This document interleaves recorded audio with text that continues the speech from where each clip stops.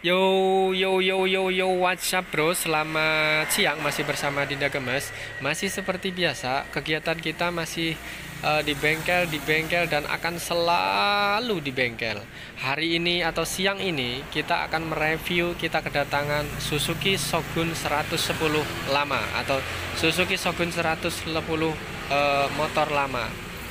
Dimana Suzuki Shogun ini penyakitnya begini atau gejalanya seperti ini. Motor ini datang dorong, dia bisa hidup tapi nggak bisa digas tinggi gitu kan, dalam arti kayak sistemnya mampet gitu. Nah, jadi nggak bisa digas mas gitu kan. Akhirnya motor ini didorong ke bengkel lah seperti ini. Kita dijelaskan sama orangnya, mas motor ini hidup hidup tapi digas nggak bisa ngangkat mas gitu kan, kayak sejenis buntu atau bisa dibilang kayak vakum lengket gitu kan. Pokoknya suaranya berat, tarikannya berat banget gitu mas.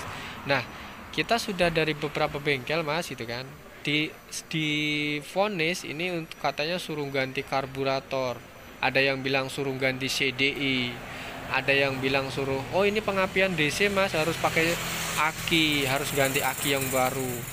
Habis itu ada yang bilang suruh oh ini sepulnya mas yang nggak bermasalah, yang bermasalah suruh ganti sepul. Nah, dari suruh ganti sepul, dari suruh ganti karburator, dari suruh ganti CDI, dari suruh ganti spare part yang lain. Nah, kita merasa canggung, dalam arti kok banyak banget ya yang kiranya banyak bengkel yang menyarankan untuk ganti ini ganti itu gitu kan. Nah, akhirnya gini mas, kita terangkan sama orangnya dulu bahwa kenapa motor ini gejalanya seperti ini. Intinya kata masnya ini begini, motornya ini hidup, kalau dihidupi pakai engkol tuh hidup, cuman kalau digas itu berat, kayak seakan-akan motor metik itu kan punya vakum lengket gitu kan, jadi berat banget, digas itu nggak mau naik. Nah, singkat kata atau singkat cerita, motor ini sudah dari beberapa bengkel itu divonis katanya disuruh ganti karburator, ganti CDI, ganti sepul, intinya banyak lah itu. Nah, orangnya ini bisa dibilang nggak percaya sama dengan kutipan atau vonisan katanya suruh ganti ini itu gitu kan. Makanya mas ini datang ke sini untuk suruh mengecek apakah benar yang dikatakan bengkel si A si B si C ini untuk ganti ini itu apakah benar. Nah, oke, kita sudah terima maksud dan tujuan pasien atau yang punya motor. Kita sudah bisa mendalami, kita sudah bisa mengambil hikmahnya, kira-kira penyakitnya apa gitu kan. Nah, kalau sudah kita cek, kita telusuri, ini kalau kita hidupkan sebentar, kita gas, ini prediksi kita itu di bagian, kalau nggak head yang mampet, ini bagian knalpot. Karena kenapa kita mengambil keputusan atau mengambil ciri-ciri ini kira-kira di bagian knalpot, karena pendeteksian kita atau analisa kita seorang bengkel ini biasanya, atau kita sudah pernah mengalami seperti ini dulu, kejadiannya sama, tapi bukan motor Shogun ya, tapi intinya sama. Ini digas nggak mau ngangkat, jadi berat banget itu, kayak seakan-akan jalan udara, jalan knalpot itu buntu. Nah, ini baru, sekali lagi ini baru penafsiran, sekali lagi ini baru analisa setelah mendengar kata masnya yang punya motor ini gejalanya seperti itu. Nah, kok disuruh ganti ini itu. Nah, namanya beda bengkel beda penafsiran sih ya gitu kan.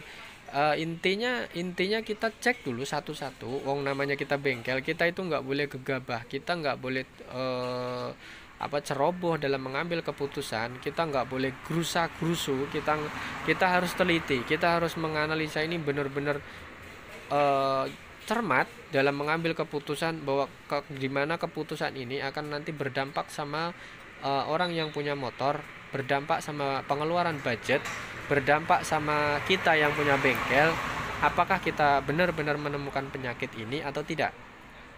Maka langkah awal yang akan kita ambil yaitu kita setelah memprediksi atau setelah kita menghidupkan motor ini, kenyataannya motor ini memang hidup bener tapi nggak bisa, atau dalam arti mampet gitu kan, gasnya nggak bisa plong.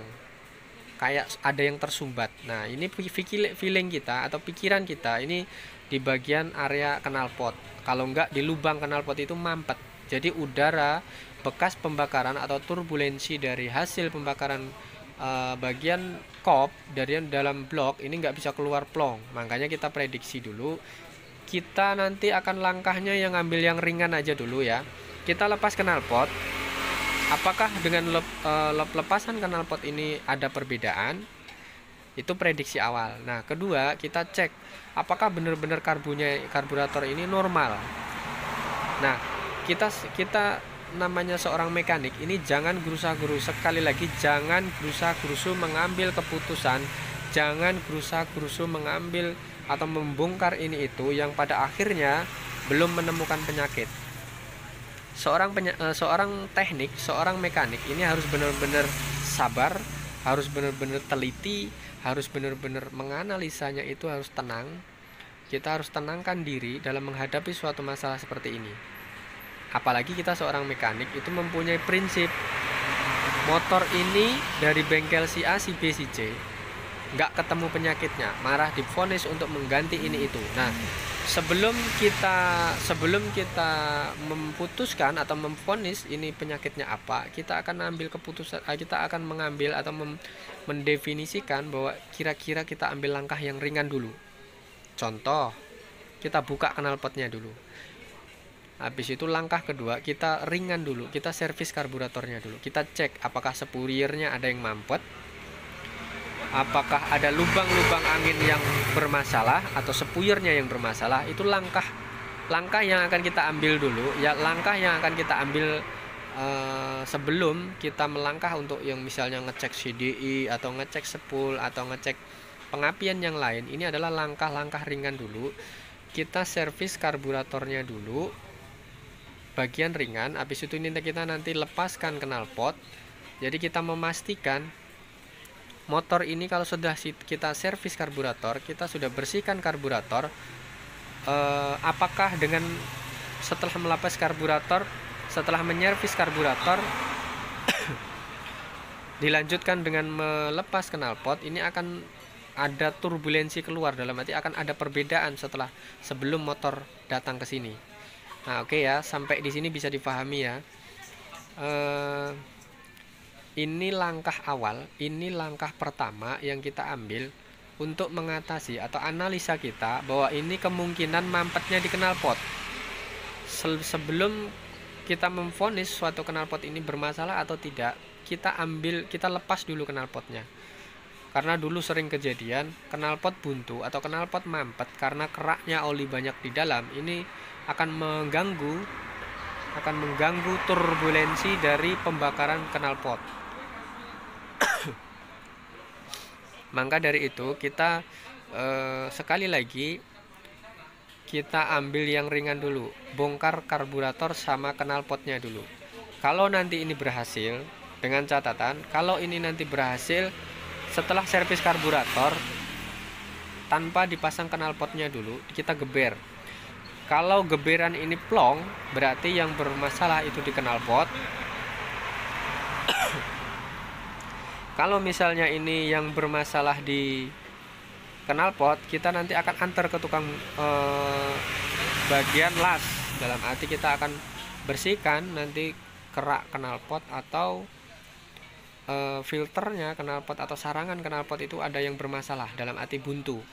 Itu nanti masalahnya ke tukang las atau ke tukang pembakaran knalpot di tukang las. Oke, sampai di sini bisa dipahami ya. Ini adalah langkah-langkah atau cara mencari gejala atau penyakit yang dialami di Shogun ini, bahwa motornya ini nggak bisa digas, serasa mampet, seakan-akan kayak sistem motor yang bervakum tapi vakumnya lengket. Padahal sebelumnya kita cek akinya normal, pembakaran akinya normal, CDI-nya asli, masih bawaan dari motor. Habis itu sepul masih bawaan dari motor, semuanya masih orisinil. Jadi sistemnya pengapian DC ini biasanya kan asal ada aki, asal kiproknya normal, ini biasanya kayak sepul, kayak koil itu kita cek semua normal. Dalam arti dia masih bawaan dari orinya. kita cek pengapian api yang keluar dari busi ini normal, si apinya bisa keluar dengan baik, nggak putus-putus. Itu menandakan kalau kondisi pengapian ini normal, nggak bermasalah. Kalau misalnya ini divonis untuk mengganti CDI, untuk mengganti sepul, ini menurut kita salah. Ini kita bukan mendefinisikan atau men-underestimate bengkel lain atau sesama bengkel. Ini cuman kita, itu pendapat kita ya. Pendapat kita itu salah. Wong CDI-nya asli nggak bermasalah, wong coilnya asli nggak bermasalah, wong sepulnya masih asli nggak bermasalah, berarti nggak usah diganti no, gitu kan. Secara logika kan seperti itu. Wong namanya bengkel, wong namanya teknik, wong namanya mekanik, ini harus bisa menganalisa, loh ini masih asli kok diganti, loh apinya bagus saja nggak putus-putus kok diganti lah, kan gitu. Namanya seorang mekanik itu harus punya pendirian, seorang mekanik itu harus punya hati yang benar-benar, kalau A ya A, misalnya kayak B ya B, istilahnya kan gitu. Nggak boleh suruh ganti ini diganti, suruh ganti itu diganti, nah ujung-ujungnya nggak ketemu penyakit. Otak kita harus cepat, pemikiran kita harus cepat menganalisa suatu masalah, gimana masalah itu terselesaikan. Sebelum menganalisa, kita harus melihat dulu, bertanya dulu sama orangnya, apa gejalanya pak motornya kenapa, bla bla bla dan bla. Nah itu pentingnya agar kita bisa menganalisa penyakitnya apa, kira-kira yang terjadi seperti ini. Itu harus cepat pemikirannya mekanik, kurang lebih seperti itu. Itu prinsip-prinsip seorang mekanik sebelum menganalisa atau sebelum mendeteksi atau memfokus atau memvonis suatu penyakit di motor. Ini harus ketelitian, harus kejelian, harus kesabarannya menghadapi suatu masalah. Jangan gerusa-gerusu, sekali lagi, karena gerusa-gerusunya seorang mekanik nanti akan berujung malapetaka. Contoh, belum tahu penyakitnya sudah dibongkar sana bongkar sini, kabel sudah diurai banyak sana banyak sini, kabel bodi yang awalnya rapi dihambur sana hambur sini, bongkar sepul, bongkar CDI, istilahnya kan seperti itu. Belum tahu apa yang diganti. Nah, sebelum terjadi seperti itu, menjadi mekanik yang baik, seorang teknik bengkel yang baik itu nggak boleh seperti itu. Harus dianalisa, difikirkan, jangan dibongkar dulu, kita dianalisa. Oh, kira-kira mogoknya seperti ini, oh kira-kira hilangnya apinya hilang kira-kira seperti ini, dari diurut. Tapi jangan sampai gegabah dalam mengurai kabel, karena kita bekerja punya orang berdasarkan ilmu, berdasarkan pengalaman. Sekali lagi, jangan gegabah. Oke, sampai di sini bisa dipahami ya maksud dan tujuan kita. Intinya tujuan berbagi pengalaman atau share atau berbagi ilmu dalam dunia perbengkelan. Mudah-mudahan tips atau triks atau pengalaman kita di bengkel seperti ini akan bermanfaat bagi teman-teman semua, atau bermanfaat bagi para teman-teman mekanik bengkel khususnya. Nah, bagi yang sekiranya sudah senior atau masternya bengkel, kita minta izin untuk berbagi ilmu di sini, untuk berbagi pengalaman. Toh kalaupun masih bisa dipakai ilmu ini, ya syukur, kita alhamdulillah bermanfaat. Kalau sekiranya yang kurang suka atau nggak cocok, mohon kritik dan sarannya agar kita lebih baik lagi dalam menyajikan sebuah video atau tayangan yang intinya dalam dunia perbengkelan membahas keluh kesah tentang penyakit motor ini bermanfaat lagi. Sekali lagi kita tunggu kritik dan sarannya untuk para master bengkel atau seniornya para bengkel, agar kita lebih baik menyajikan sebuah pengalaman yang akan membawa kebaikan untuk dunia perbengkelan, yang akan bisa semakin mengharumkan nama perbengkelan. Jadi kita sama-sama mekanik, intinya saling menghargai, saling menghormati, kerjasama sendiri-sendiri. Oke? Sampai di sini bisa dipahami penjelasan kita. Kita mengucapkan banyak terima kasih sudah banyak mengikuti, kepada teman-teman yang sudah mengikuti video ini dari awal. Mudah-mudahan bisa bermanfaat, kita berbagi ilmu. Sekali lagi kita minta maaf jika ada yang kurang berkenan atau kita yang nggak cocok dalam hati para pasien atau para pendengar semua. Oke, kita lanjut. membahas motor ini kita sudah memvonis tadi kan sekitar 50%.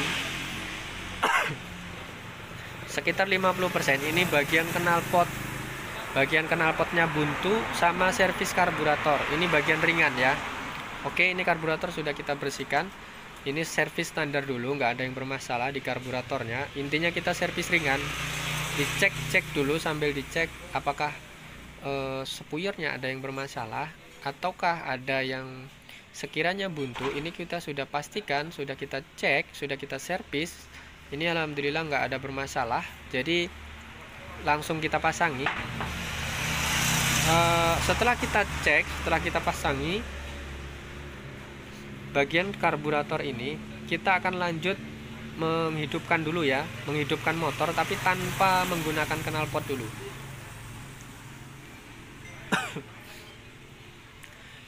Kalau seandainya nanti hidupnya normal tanpa knalpot, bisa digeber dalam batas ketinggian, nggak ada berbet normal, berarti itu permasalahannya di knalpot. Nanti kalau memang knalpotnya yang bermasalah, kita akan sekali lagi kita akan antar ke tukang las atau ke tukang pembakaran knalpot. Nanti itu urusannya nanti sama tukang knalpot.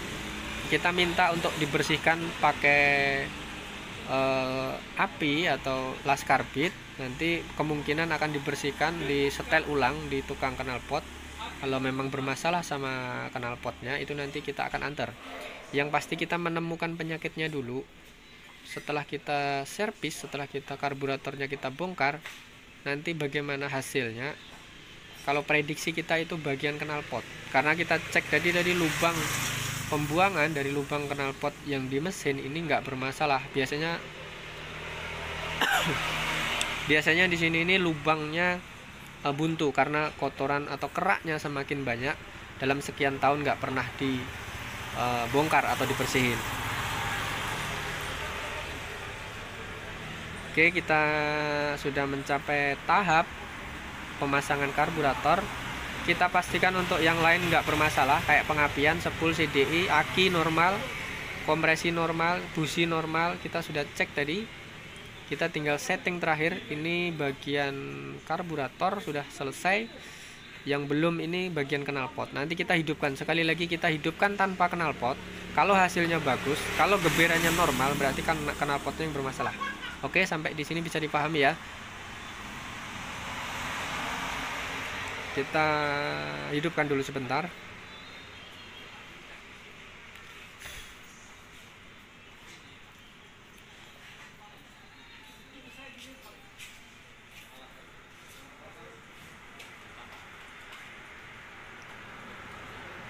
Oke, kita pasang kepala businya, kita hidupkan sebentar.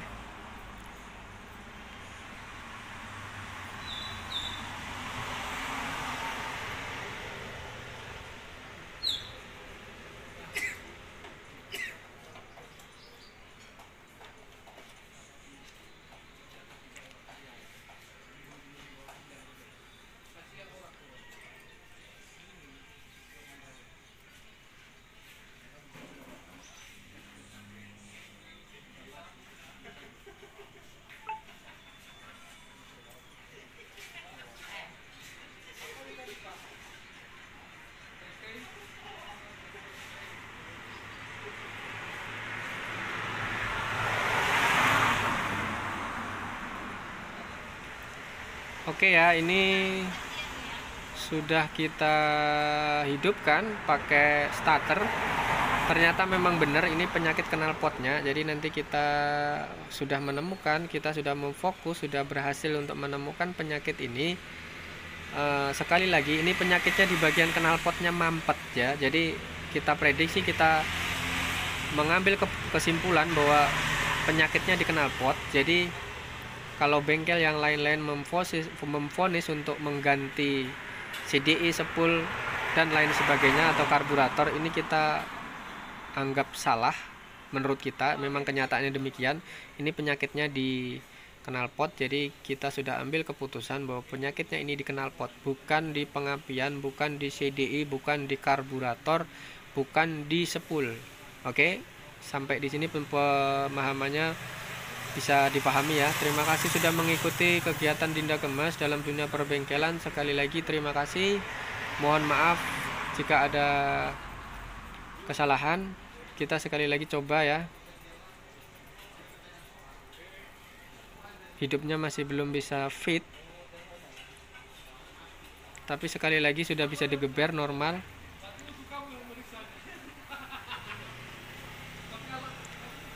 Oke, terima kasih sudah mengikuti kegiatan Dinda Gemes. Terima kasih, thank you.